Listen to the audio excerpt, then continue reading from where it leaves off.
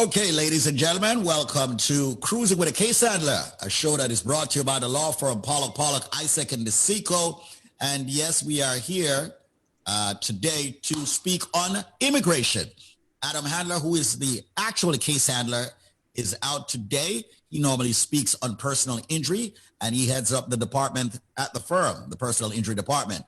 Do remember that if you do get hurt in an accident, you will need him. You know, God forbid you get hit by a bus, a truck, a car, or any kind of accident where a slip and fall, medical malpractice, construction accident, and so forth. Adam Handler will be there for you, and he will definitely treat you like family, just like the other attorneys at PPID does. All right. So once again, ladies and gentlemen, I am David Annakie of the Link Up Media Group of Companies. They say I'm the CEO, and I am the host of the show along with my co-host today. We've got Alan E.K., the man who's got all of the information on immigration. He's going to be giving us updates in between. We're going to be breaking up the show a little bit, putting questions on, doing some updates and switching it up a bit, making it more interesting and making it more with a better continuum. So ladies and gentlemen, just make sure that right now you actually do us a favor and start sharing. Let me introduce the panel. I said Alan E.K. Let's introduce, of course, the lady on the panel today. She's one of the attorneys at the firm, Alexandra Bondakov. How are you doing today? I'm great. Thanks for having me. It's great to have you here. And we also have the Maverick. That's the name he was given, a nickname, because of how good he is at handling specific cases in the capacity of immigration. He does everything in immigration, but the man is very specific with certain cases. Mr. Nelson Madrid, that's your government. How you doing? Good. How are you? I am wonderful. Let's jump right into it. Tomorrow at 6 p.m., we have a super mega PPID Law Forum. I want everyone tuning into 93.5 WVIP FM. Stop what you're doing right now. You will get an opportunity to speak with so many different attorneys at the firm PPID. Bring all your questions in all different areas of law, all right? And they'll point you in the right direction if the attorneys are not physically there, all right? Once again, this forum is 6 p.m. Yes, it will be on 93.5 FM. Yes, you will need to register if you want to actually participate in the forum. And you can do that by going to eventbrite.com and just type in PPID. That's it. You go to eventbrite.com and you type in PPID, you'll be able to register. Now, we got a few more seats on the panel. So if you want to jump in, you will be able to do that now by registering. Once again, PPID Law Forum, February the 5th, 6 p.m., New York time, and we are asking you to ask all your friends, maybe your members of churches, groups, all over the place. Just do us a favor and actually, ladies and gentlemen, tell them about the show, send them the link, forward it to them. We're going to be texting, email blasting, and letting people know about it. We would love to have you on that Zoom session via Eventbrite. Once again, the show today, we're going to be speaking on immigration. So let's jump right into it. Alan E.K., I'm going to let you give three bullets, three items you want to speak about at first. See, everyone's smiling at me. Alexandra's like, you're only giving him three? Three for now. I'm giving Alan E.K., who loves to give information. He loves to share information. I'm giving him three items he can speak on. So choose carefully, Alan E.K. Esquire. Okay, three items you can speak on right now, and then we'll get into questions and talk more about people coming to the big PPID virtual forum tomorrow at 6 p.m. via eventbrite.com. Alan E.K., the stage is all yours. You got your three bullets there. Okay, the first bullet, a very happy bullet. Alexandro Mayorkas has been sworn in as the Secretary of Homeland Security. This is the third largest federal department in the United States. It includes the Coast Guard, CBP, ICE, CIS, Secret Service. Mr.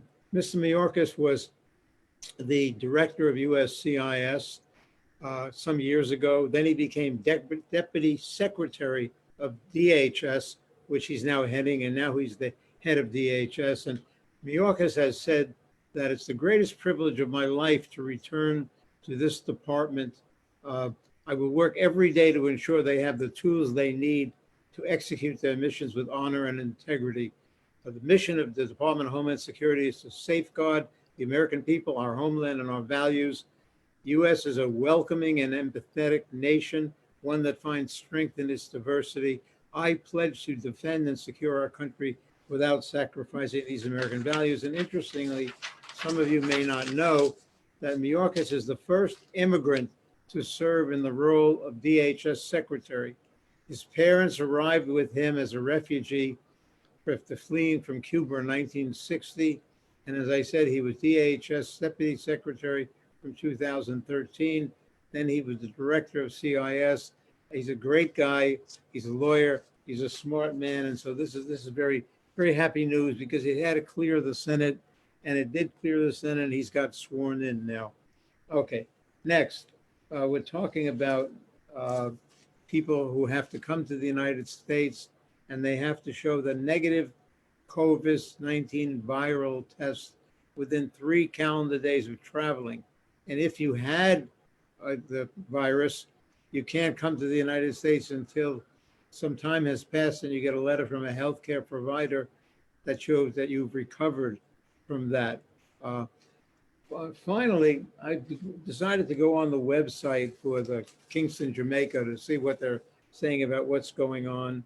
And really nice stuff, including that they will say, we promise you, we'll treat you with dignity and respect. Even if we can't grant you a visa, we'll treat you as an individual. In your case, is unique. And they are saying that if you're a student, we're going to make every effort to ensure you get an early appointment to come and start classes. And if you have a medical or humanitarian reason to come, we'll kind of expedite that for you. So kind of nice things on the website for Kingston, Jamaica. Finally, on DACA, Trump was trying, President Trump, ex-President Trump, I shouldn't mention his name anymore, was trying to get rid of DACA. The Biden administration is doing the opposite. They're trying to preserve DACA. And DACA now, there's 700,000 people enrolled in DACA. And Biden is calling on Congress to adopt legislation which give DACA recipients permanent legal status and a path to citizenship. And finally, if you didn't file for DACA, you can file now as long as you were born on or after June 15th, 1981, came to the United States before the age of 16, were in the U.S. on June 15, 2012, and you're still here. No immigration, you had no immigration status as of June 15, 2012. You're a high school graduate, enrolled in high school, you got GED, and no significant criminal record. So this is a good thing. The Biden administration is going to preserve and enhance DACA, whereas the ex-president was trying to get rid of it. And also, now you are able, on previous DACA, to get travel permits, but it's going to be easier on the Biden administration to get a travel permit. And a lot of people on DACA have not been home since they were little kids to visit their parents and relatives. So that's Alan, what is DACA? okay. DACA is a program that was put in effect under the Obama administration, and it stands for childhood arrivals. And so these are people who came to the United States sometime, meet the qualifications.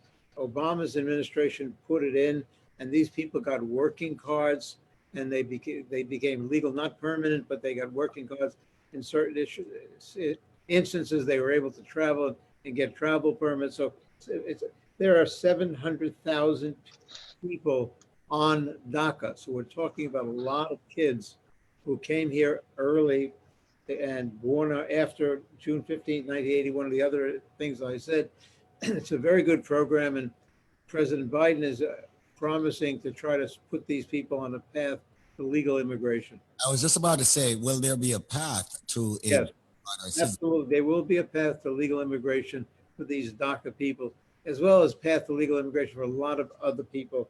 There are probably 11 million people here with no legal status, and President Biden is promising to try to put these 11 million people on a path to legal immigration.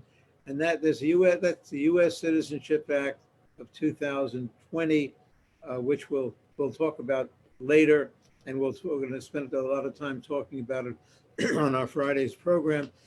But he's trying to get some of these 11 million people who are here with no status to get them on a path to legal immigration. And that's part of his U.S. Citizenship Act of 2020.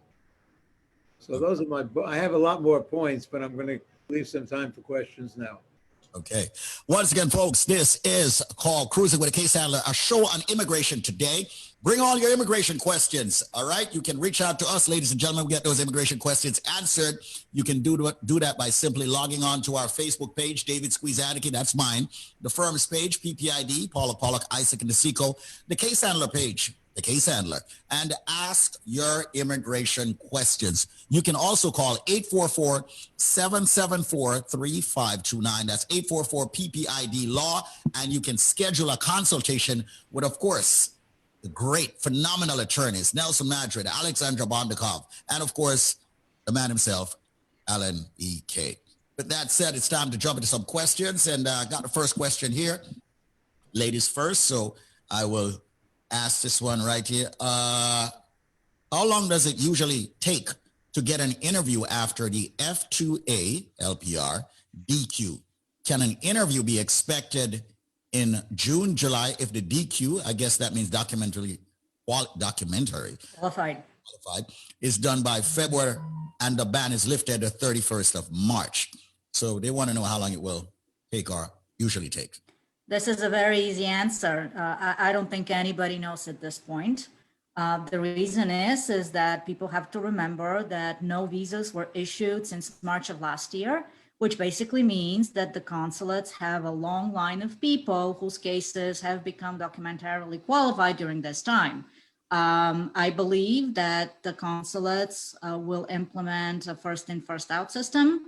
So it will be a while. That would be my guess. I don't think that it's reasonable to expect that an interview in this particular case, that the case became just recently documentarily qualified, would take place by June. Gotcha. And by the way, I think this is a very nice segue into what I wanted to say is the visa bans. We all expected that the new administration or the president would be lifting those. He hasn't yet. And frankly, we are not hearing anything that a lift is upcoming. So I think that it's quite likely that he was just let them take their course and let them expire March 31st. Beautiful. The voice of Alexandra Bondakov. She's one of the top attorneys at the firm PPID, ladies and gentlemen. So you can also call and schedule your appointment with her for a consultation. Once again, the number is 844-774-3529. That's 844-774-3529. Let me take 10 seconds out before I get to the next question and ask everybody that's actually, watching us on Facebook, do me a solid and share two things. One, I'd like for you to share what it is that you're watching with as many friends as possible. If you can do David Squeeze Annakie and the firm a solid and just share these great attorneys and myself on others' timelines, groups, and pages, we would appreciate that. Also, there is an Eventbrite link for the big PPID Law Forum tomorrow. If you can also share that link, we'd appreciate it. Share that link for the Law Forum tomorrow at 6 p.m., which is going to be on 93.5 FM. It's going to be on eventbrite.com. I want to say thanks to Zaina. I want to say thanks to, of course, Allison on our side, respectively, for actually, helping out, putting all of this together. Make sure you're a part of it. Register for it. Bring all your questions on family law, criminal defense, personal injury, immigration, real estate, business law, and a whole lot more. But please register. And you can do that by going to eventbrite.com, typing in PPID, and it will pop up. Register for free. Yeah, free. And we're giving away an iPad and more. All right? We're giving away an iPad and more. I'm giving away 200 bottles of BioLife. All right? And we're giving away 200, of course, free credit repair service. So we're giving away a whole lot tomorrow. Make sure you're there, 6 p.m. sharp, 93.5, and definitely live via Eventbrite and Zoom. Be a part of it and ask your question. With that said, here's a question for the Maverick himself, all right? This one says, I filed for my minor daughter, F2A, on March 18, 2019. They approved my case. Almost a year already. Over a year already. The fact there is that I don't have a current Mexican passport for her. Started fighting for it in Mexican court about 3 years ago. Do you think it's good that I upload the expired passport so they don't cancel my petition? So an F2A is a spouse and children of permanent residents. So this person is a permanent resident petitioning for her child. You can upload the passport. I would also contact the consulate and just basically let them know that you're experiencing issues obtaining a passport. Obviously, at some point, that child will need a valid passport to travel. So, you know, again, and we've said this often on this show, you know, dealing with immigration, in my opinion, is a roll of the dice, right? You have some people that are more sympathetic than others. You have some people that are going to want to help you. You have some people that are looking for any reason to deny your case or just make it extremely difficult for you. But again, I would reach out to the consulate. I would contact the consulate, let them know what's happening. And hopefully there's something they can do for you. Absolutely. And if you have a problem getting in touch with the consulate, contact us and we'll help you. There you go. And respectively, once again, that's the voice of Nelson Madrid expounding on that. Okay. And then you heard Alan following up. Those are attorneys at the firm Pollack, Isaac, and DeSico. Once again, people, if you listen to this station, if you watch Facebook, the only firm, in my opinion, that you should actually be going to and using is PPID, ladies and gentlemen. So make sure you reach out to them. The number, 844-774-3529. It doesn't matter where in the world you are. If you're looking towards U.S. immigration benefits, you call PPID.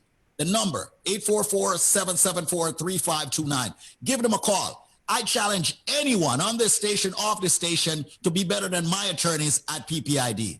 No, you won't find anyone better. Come on, look at Alan. I won't even let Nelson expand on how long this man has been, practicing, immigration law. I remember Nelson in the early part of us starting telling us that you went to the Department of Homeland Security with the general, right? And they were a celebrity. Right? I did, and that is correct. In fact, Alan has probably been practicing longer than I have been alive. Wow. Okay, and we'll leave it at that. Okay, we'll leave it at that. So why would anyone want to go anywhere else? Call PPID. Alan EK's there.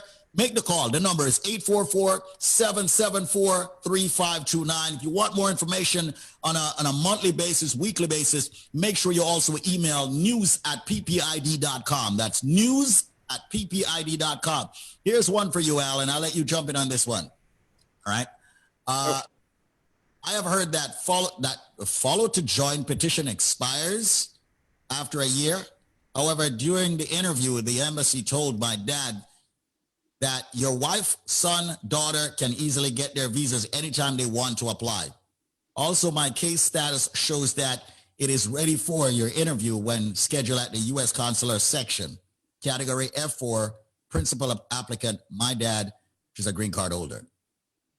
Well, the problem is that an F4 is backlogged till October 15, 2006. So I have to know when the F4 petition was filed. And F4 is really brothers and sisters of U.S. citizens. And that F4 will include all children under 21 when the visa is issued. So I've got to really know a little bit more about when the petition was filed. And as I say, in this month, F4 is up to October 15th, 06. So I've got to know when that petition was filed. So get back to us and give me that information, and I can talk to you more about it. Okay. Once again, folks, it's called Cruising with a Case Handler, a show on personal injury and immigration. And today we're focusing on immigration and also reminding you that tomorrow, yes, we're going to be on at 9:30 a.m. tomorrow, February the 5th, but we're also going to be on at 6 p.m. New York time. We're going to be speaking about real estate law. Bring your family law questions. I mean, Nelson, Alexandra, Alan, are we going to have someone in the family law area? Well, we'll be about family law from the immigration point of view, but some of the other lawyers with us will probably be talking about family law. That'll be great. Thank you so much for that. All right. Once again, folks, PPID Law Forum Virtual 1 tomorrow, 6 p.m. New York time. If you'd like to be a part of it, go to eventbrite.com, type in PPID and register. It is free.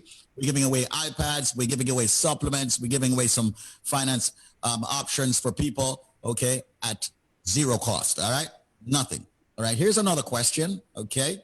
Can a certificate of employment be used as proof of U.S. domicile? Well, the question is, go ahead, Nelson, go. Right. So U.S. domicile, a certificate of employment, why not get a job letter? Also, a bank account, a lease, your license, credit card statements, bank account statements.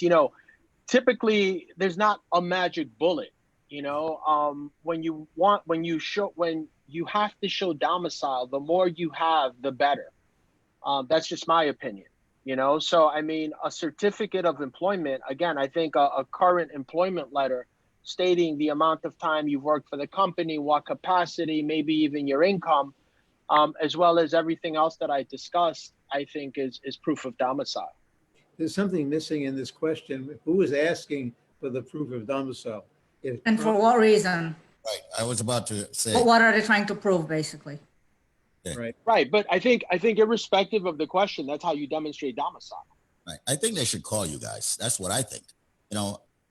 That's something that I like to speak with people about. Listen, we invest so much in our lives in other areas. Yes, we have a roof over our head. We have a vehicle to drive. We're putting food on the table. But there's also something that's important. Staying in the United States legitimately. All right? Have legal status. And you don't want to actually work on that yourself. Have the professionals, have the attorneys at PPID work on that. That's what they're all about. Once again, the number is 844-774-3529. At least schedule a consultation with them. All right? I mean, you have heard Alan E.K. with information saying, with so much coming down the pike where Biden is concerned, many people are rushing to the consultants, the guys in the corner, the gals in the corner, down there, Gunny Road, Eastern Parkway, wherever, and then people are getting burnt. I'm not saying everybody's bad, but people are getting burnt by people out there. Go with a law firm that you hear consistently on this station, 93.5, where you have heard testimonies right here on 93.5 and also on Facebook. The name of the firm, Pollack, Isaac, and DeSico. We refer to them as PPID. The phone number, everyone, dial the number right now, okay? Let it ring 10 seconds. The number is 844-774-3529. That's 844-774-3529. Hire Nelson, hire Alexandra, hire Alan, hire the firm. Let them do the dirty work. They enjoy doing it. They enjoy doing the dirty work. Once again, the number is 844-774-3529. Public charge. Let's talk a little bit about that, gentlemen and lady. What's the status of it? Is it still in effect? Expound on it. What is it? And how can it affect people? Is it going away, not going away? Attorneys, I don't know if Alexander want to jump in on this one or Alan. Okay. Well, it's still in effect. Okay. However, as your listeners have undoubtedly heard by now, because we've been talking about public charge over and over and over again, that rule is tied in litigation. And this week, the Biden administration announced that they will not defend the lawsuit, basically. So they're dropping the appeal. So the future of this rule is in the hands of the courts. We do believe and hope and expect that will be set aside. The timeline for that, though, is not clear at this point. If the litigation doesn't go the way we want it to go, then the administration would have to go through the notice and publication process in order to repeal it, but they have indicated that they want it gone. So it will happen. It's just not going to happen as soon as we'll like it to go away. But currently, the public charge is still in effect, and we are still filing cases with Form 944. Okay. 844-774-3529. And the Muslim ban has been lifted, correct? On the first day. Gone. God. Oof. For the record, Biden has issued 28 executive orders What does since taking office. The president who has issued the most executive orders in his first month of his presidency is FDR, who issued 30. So Biden still has another 2 weeks to break the record? you know, that right, which is a good thing, right? Because it shows he's obviously working. It obviously shows that he is living up to his, you know, his word, and he is trying to make things happen and get things done. Absolutely. And you know, and as we get to the top of the hour, I saw something on CNN where the individual that Alan E.K., how do you pronounce his name? Marcus? Mayorkas. Mayorkas.